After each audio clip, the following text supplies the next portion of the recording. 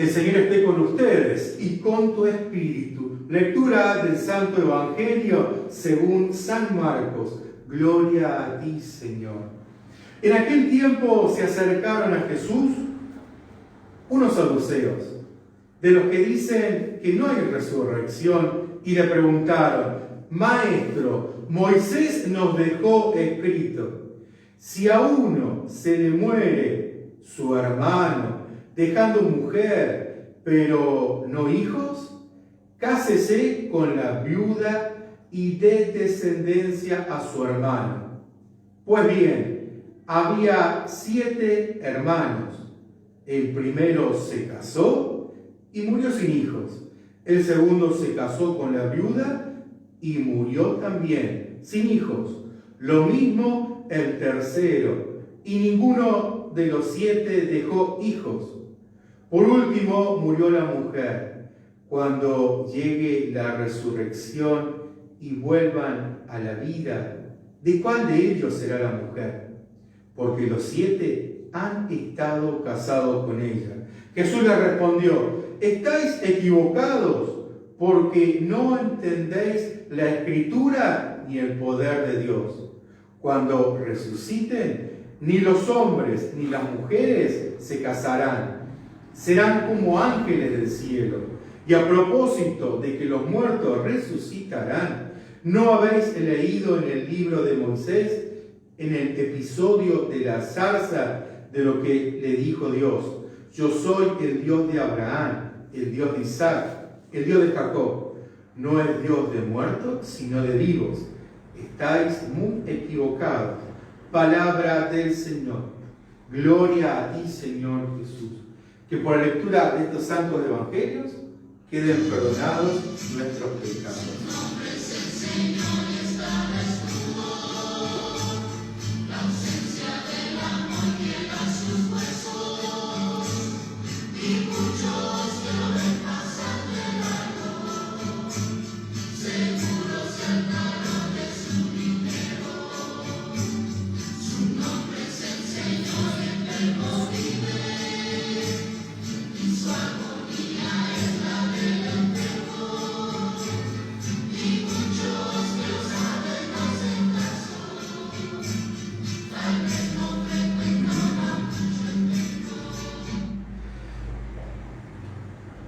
Vamos a comenzar esta pequeña homilía con una pregunta que se nos ocurre en el momento.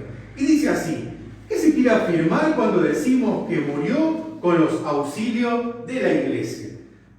Es una frase que a nosotros nos tiene que hacer pensar, ¿no? ¿Qué se quiere afirmar cuando dice este hombre murió con los auxilios de la iglesia? Podríamos pensar, en primer lugar, darle concepto a lo que significa la iglesia. Entonces, la iglesia es la asamblea donde Cristo reúne a su pueblo para apacentarlo y para cuidar su alma para la vida eterna. Eso sería la iglesia, ¿no? Entonces, ¿qué quiere decir esto? La iglesia tiene medios sagrados donde va trabajando, atendiendo el alma de sus hijos espirituales. Por ejemplo, en el bautismo, cuando nace una persona, el bautismo viene a limpiarnos del pecado original, nos da los dones del Espíritu Santo, nos borra el pecado original, yo lo dije, nos incorpora a la iglesia, nos hace hijos adoptivos de Dios. Por ejemplo, la unción de los enfermos es para fortalecer al que está enfermo, fortalecer su espíritu en ese momento difícil que es la enfermedad. Y también, si se da el caso, esa persona que está en un estado de enfermedad y quizás de inconsciencia, antes de morir, si recibe la unción de los enfermos, como va a estar sin pecado su alma, tiene la posibilidad de ingresar al cielo directamente. ¿Por qué? Porque recibió los auxilios de la iglesia. Otro auxilio importante que tiene el ser humano es la Eucaristía. La Eucaristía nos alimenta el espíritu. Se nos da el don de la consolación cuando recibimos la Eucaristía. ¿Y qué sería el don de la consolación? La promesa estaría ahí en Juan capítulo 6, versículo 56, que dice: el que come mi carne y bebe mi sangre permanece en mí y yo en él.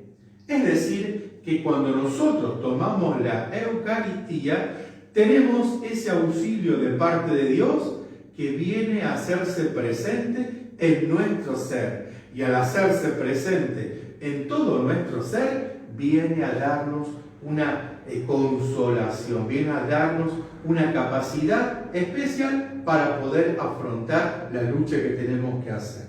También encontramos en el mismo capítulo de Juan, capítulo 6, versículo 54, otra promesa.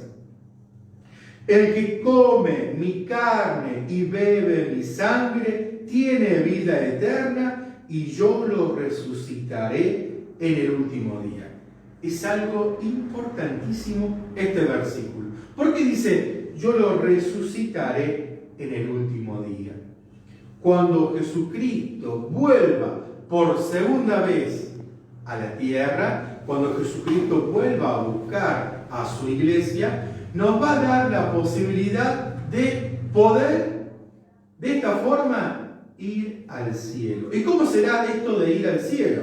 Ya lo vamos a ver. Pero Él nos promete que nos va a resucitar en el último día.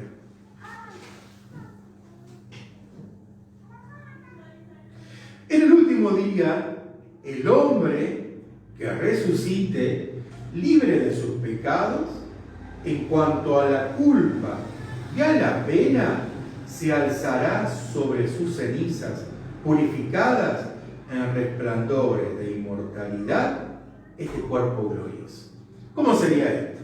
Vamos a hablar un poquito sobre este último dato.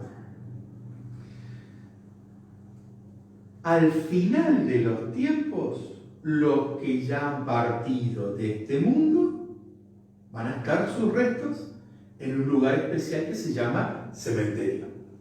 Entonces, al final de los tiempos, cuando Jesús venga, esas personas que tienen sus restos, se va a volver a conformar su cuerpo, un cuerpo especial, un cuerpo resucitado, y si han sido salvados, si han podido entrar al cielo, esa alma y ese cuerpo completo va a ir al cielo. Y las personas, acá hay un detalle importante, y las personas que ya las personas que están con vida, que todavía no han fallecido, dice San Pablo que en un abrir y cerrar de ojos, en una de sus cartas dice que en un abrir y cerrar de ojos, pasaremos de esta vida a la vida celestial. ¿Y cómo lo haremos? En un segundo vamos a morir, vamos a ser juzgados por Dios, vamos a resucitar. Y resucitaremos o para la vida eterna, junto a Dios, o para la condenación eterna.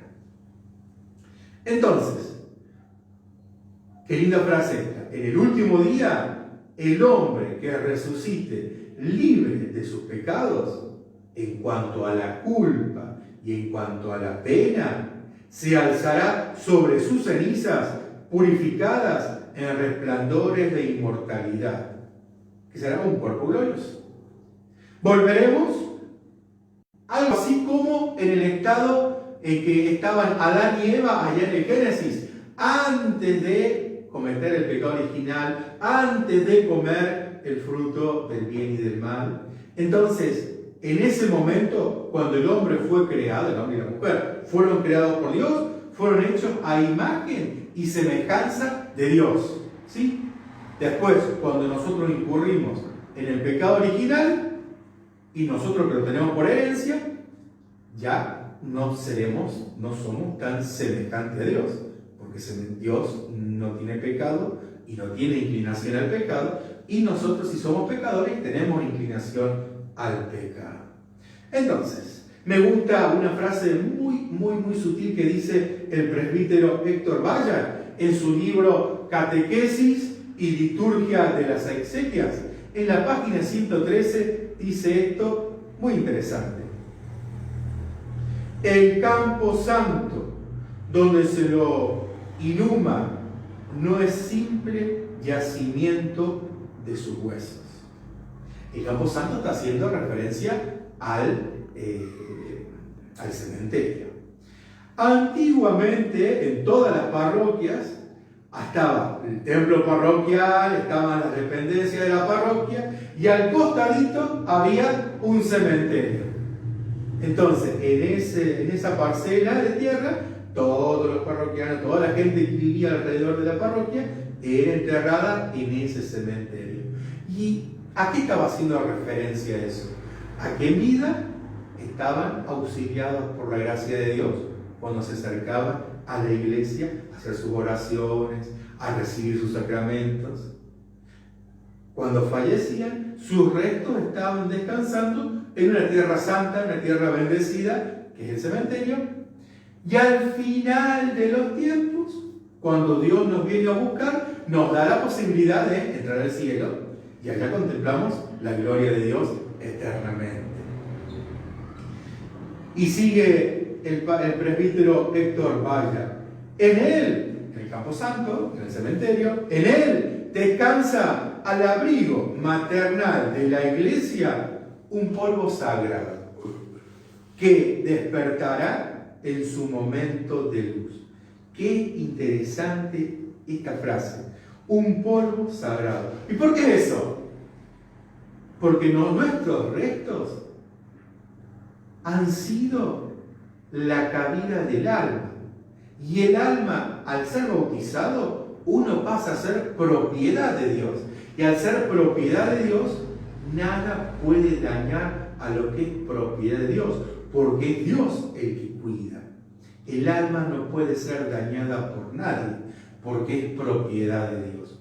Y el cuerpo, como ha contenido el alma de los hijos adoptivos de Dios que han recibido el bautismo, pasan a ser unos restos sagrados, que despertarán en su momento de luz y será incorporado a la gloria beatífica de los espíritus. Se ascenderá al cielo en un cuerpo glorioso. Por eso a veces me preguntan si está bueno esparcir las cenizas cuando uno hace la cremación de su ser querido y las esparce las cenizas por un camino, por una montaña, por un mar.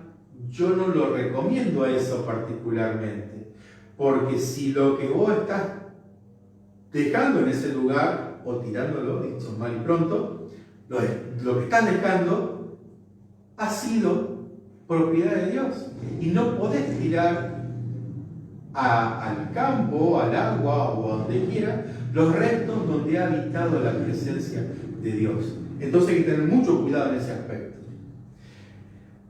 Antiguamente las parroquias tenían, bueno, eso hablamos ya del cementerio, y vamos a pedir muy especialmente en esta misa para que el alma de Humberto Bautista sea asimilada, Dios le deje entrar al cielo, a la presencia de su eternidad, le sean perdonados sus pecados y su falta. ¿Para qué? Para que él pueda contemplarlo a Dios eternamente.